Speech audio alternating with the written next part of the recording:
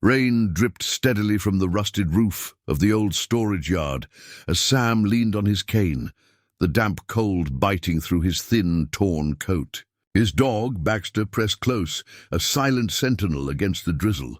The auctioneer's voice echoed across the lot, sharp and metallic, rattling off numbers nobody seemed to care about. Most of the units were filled with junk, broken furniture, moldy clothes, forgotten dreams. Sam wasn't supposed to be here. He had $38 in his pocket, a half-empty can of beans in his backpack, and the loyalty of a dog that never left his side. Baxter looked up at him with tired, trusting eyes. "Yeah," Sam muttered. "Crazy idea. Maybe it was fate. Maybe it was accident." Either way, he had wandered into the auction. People in baseball caps and work boots shouted bids as though they were tossing spare change into a pit of luck. Sam stood apart, shivering. He wasn't one of them. Hope wasn't meant for him. But when the auctioneer banged his gavel on Unit 117 and no one raised a hand, Sam's heart skipped. "Anyone? Come on, folks. $30 to start." Silence. Then his voice, rough as gravel. 38. Laughter rippled through the crowd. "You buying trash, old man?" Someone jeered. The auctioneer shrugged and banged the gavel. Sold to the gentleman with 38. Sam didn't care.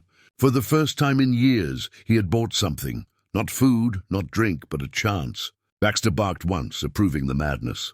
The lock clicked off, the door creaked, and a cold gust of mildew and dust rushed out. Inside, dim light revealed shadows, old boxes, a broken chair, a fridge with its door hanging open. It looked worthless. Yet the silence felt wrong. Sam stepped inside, boots crunching on broken glass. The smell of rot mixed with something metallic. Baxter sniffed and whimpered.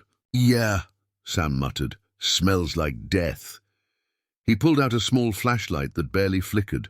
Its beam swept across spiderwebs, a rusted bicycle, and an old trunk wedged behind a collapsed shelf. The wood was dark, carved with strange marks. Baxter growled. "Easy, boy," Sam whispered. "It's just wood." The moment he touched it, a shiver ran up his arm, not from fear, but recognition. The trunk's lock was old, iron, fused with rust. Sam gripped it and pulled. It didn't budge. He laughed softly. Figures, even trash, didn't come easy. He rummaged the unit, found a bent crowbar, jammed it under the latch, and with a groan the metal gave way.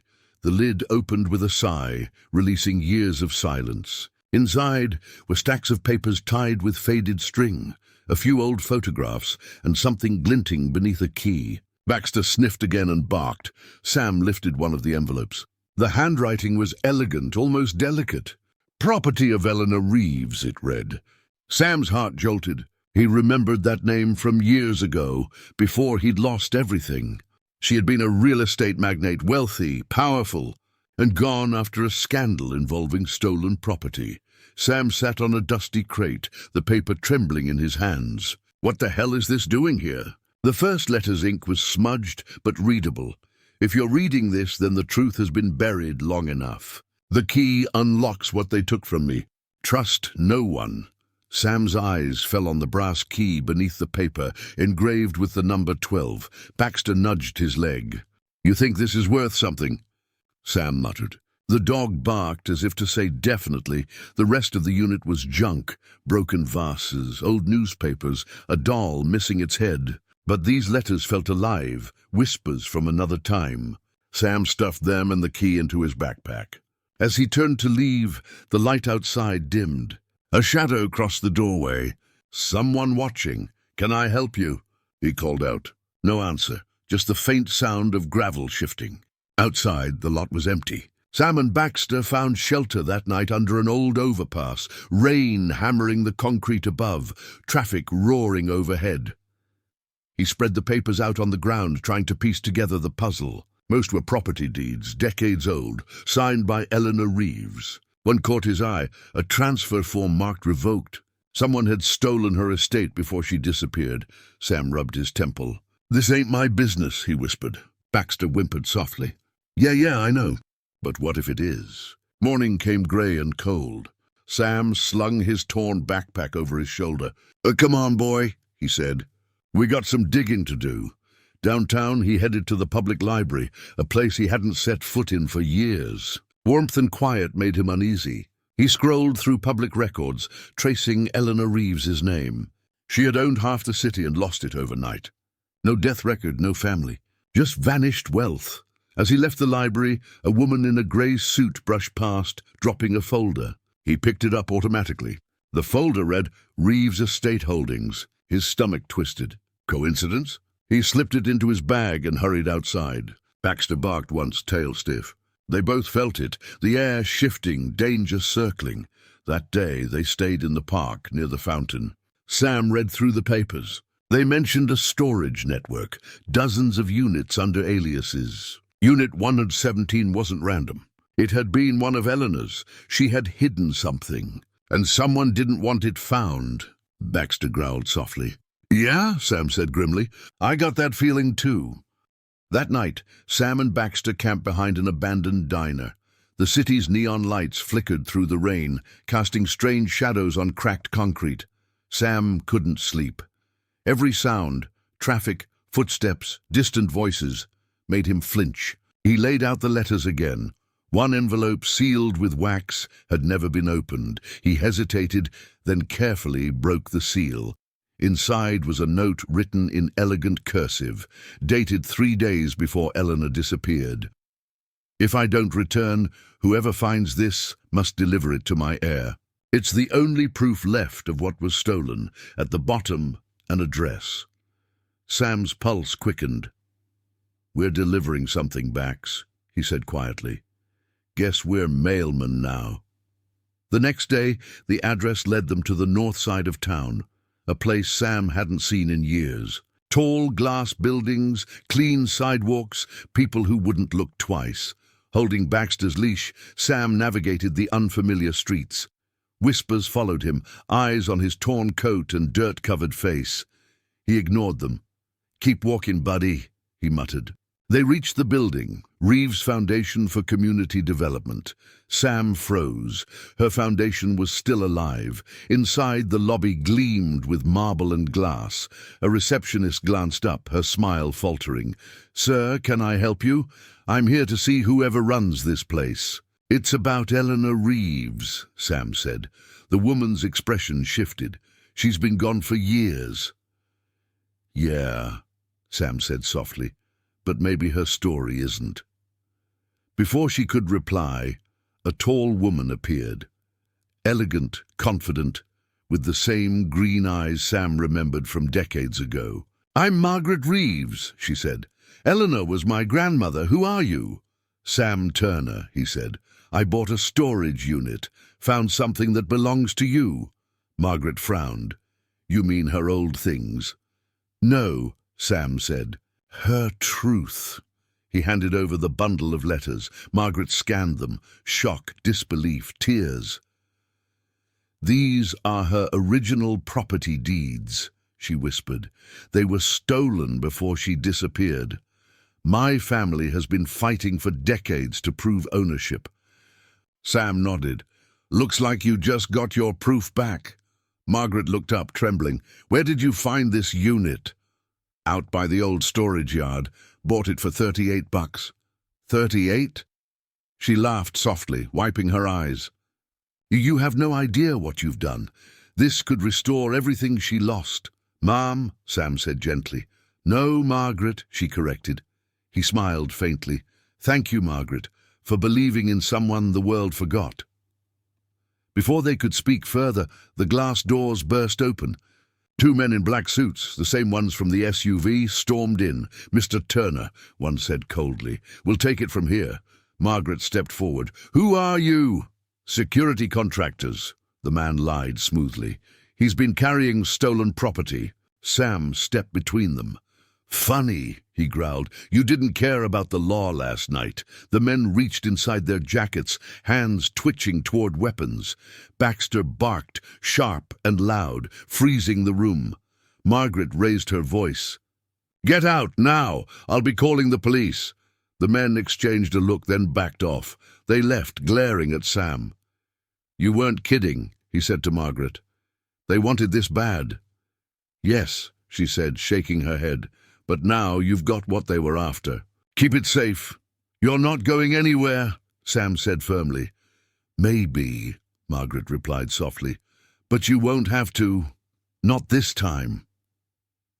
She offered him a guest room in the Foundation's staff housing, a real bed. Baxter curled up on the rug, sighing contentedly. Sam lay awake, staring at the ceiling. "What are we doing, boy?" he whispered. "We're no heroes." Baxter snored in response. Sam chuckled. "Yeah, maybe just lucky idiots." Morning brought more trouble. Police arrived, claiming to investigate a break-in at the Reeves warehouse. Sam told them what he knew, carefully omitting the safe and coins. Margaret backed him up, but when they left, she looked worried. "They knew details I never gave them," she said. Sam nodded grimly. "Then it's not over yet." They decided to move the documents to a secure location, a law firm handling the Reeves estate. Sam volunteered to help transport them. "You've done enough," Margaret said. "Started this. Might as well finish it," Sam replied. Boxes loaded, they drove downtown. Baxter rode in the back, nose pressed to the window. Halfway there, Sam noticed the same black car in the rearview mirror. "We've got company," he muttered. Margaret's knuckles whitened on the wheel. "What do we do?" "Keep driving," Sam said. "I've got a plan." He directed her down a side street leading toward the old shipyard. The black car followed, closing fast. "You trust me?" he asked. "I don't even know you," she said. "But yes," he grinned. "Good enough." At the dock, Sam jumped out with Baxter, waving his arms. "Hey!" he shouted. The car screeched to a stop. Two men stepped out, guns drawn. Margaret gasped, but Sam raised his hands. "You want the papers, right?" he said. "Come get them." They advanced cautiously. Baxter barked and darted behind crates. Sam kicked a loose oil drum down the slope. It smashed into the car, sending one man sprawling. The other fired. Bullets ricocheted off metal. Sam lunged, tackling the shooter. Years of survival sharpened every move. Baxter bit the second man's leg, dragging him down. Within seconds, the fight was over. Margaret ran to Sam, shaking. "You could have been killed." He smiled faintly. "Wouldn't be the first time." The police arrived moments later. The Reeves documents were safely transferred to the law firm. Margaret insisted, "Sam, come with me. You're not going back to the streets." Sam hesitated. "You belong wherever decency does," she said, "and that was here." Over the next few days, news broke. The Reeves family regained control of their stolen estates. Headlines called it the city's lost legacy restored. Reporters swarmed the Foundation, asking how the papers were found. Margaret told them the truth, almost. "A man found them," she said, reminding everyone that integrity isn't defined by wealth. Sam stayed mostly out of sight. Recognition wasn't his desire. Yet one evening, Margaret joined him on the Foundation balcony. "You could have sold that storage find for millions," she said softly. Sam shrugged. "Didn't seem right. Some things belong to the people who earned them." She smiled. Then the next morning, she handed him an envelope. Inside, an official deed transferring a workshop and small apartment to Sam Turner. "You deserve a place to start over," she said. Sam smiled faintly, looking down at Baxter. "Thank you, Margaret, for believing in someone the world forgot." That night, Sam stood in his new workshop. Baxter sniffed every corner. City lights glowed outside the window. On his workbench lay the brass key, the necklace, and one of Eleanor's letters. "Guess we both got our second chances, huh?" Sam whispered. Baxter barked once. Sam smiled. For the first time in years, he didn't feel lost. He felt home. Weeks passed quietly, but the letters haunted Sam. One, dated 3 days before Eleanor disappeared, hinted at something deeper. "The necklace is only a key. The truth lies beneath the city where the first foundation stone was laid." Sam frowned. "Beneath the city?" He looked at the small golden pendant engraved with ER. "You're telling me this thing opens something?" Baxter tilted his head as if asking, "Are we really doing this?" "Yes, boy," Sam chuckled. "Looks like we're not done yet." The next morning, he visited Margaret at the Foundation. Your grandmother's letter mentioned something under the city, he said. Any idea what that means? She frowned, thinking. Eleanor built the first Reeves building downtown before the skyscrapers. There's an old sub-basement beneath it. It's sealed off now, Sam nodded. Maybe that's where she hid what they couldn't steal, Margaret hesitated. You've done enough, Sam. You don't need to go digging up the past. Sometimes, Sam said faintly, the past digs up you. That evening, he and Baxter stood outside the old Reeves tower. Rain began to fall, soft at first, then steady, as if fate called them forward. Sam cut through the chain at the entrance, flashlight in hand. The lobby smelled of dust and time. Stay close, boy, he whispered. They found the basement entrance behind a locked metal door. The necklace fit perfectly into a slot beside the handle. When it clicked, Sam exhaled. Well, I'll be damned! The stairs spiraled deep into darkness, each echoing step like a heartbeat. At the bottom, the flashlight revealed a small chamber of concrete walls, old crates, and in the center, a pedestal draped with cloth. Sam pulled it away, revealing a sealed metal box marked Reeves Foundation, 1958. Inside were folders, photographs, and blueprints. But they weren't building plans. They detailed illegal land seizures, false contracts, forged signatures, proof that the corporations who destroyed Eleanor had stolen half the city from its people. Sam's hands trembled. She hadn't just tried to save her name. She'd tried to expose them. Baxter barked softly, tail low. Yeah, buddy, this ain't treasure. It's a confession. Sam stuffed the files into his backpack. We can't let this rot down here. But footsteps echoed above. Boots clanked on the metal stairs. Too late, Sam muttered. A man's voice called through the darkness. Thought we'd lost you. Turner. The thugs were back, reinforced, armed. Dangerous. Hand it over, the leader growled. You have no idea what you're holding, Sam said. Truth doesn't pay the bills. Old man, the man sneered. Neither does selling your soul, Sam snapped. The first shot rang out. Bullets ricocheted off concrete. Sam ducked behind a pillar, pulling Baxter close. Stay, he whispered. Pipes overhead leaked steam, hissing across the chamber. An idea sparked. Sam grabbed a wrench and slammed it into the valve. Steam clouded the air, disorienting the men. He moved fast, swinging, dropping one man, kicking another into a wall. The leader grabbed his arm, forcing the gun toward him. Faces inches apart. You could have been rich, the man hissed. I already do, Sam gritted his teeth.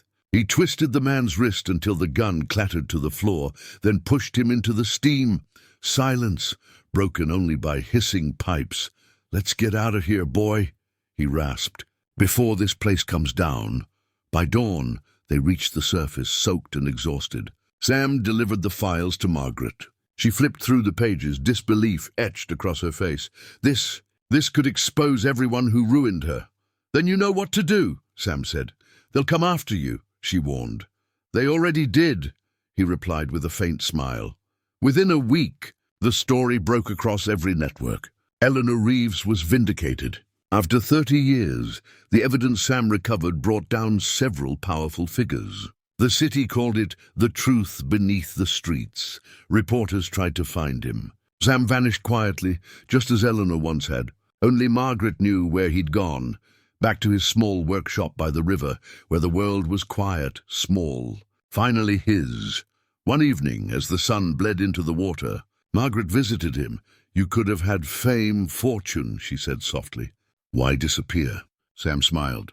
People like me aren't built for spotlights. I just fix what's broken, even if it's not mine, she laughed gently. And what about you? Still broken? He looked at Baxter, asleep at his feet. Not anymore.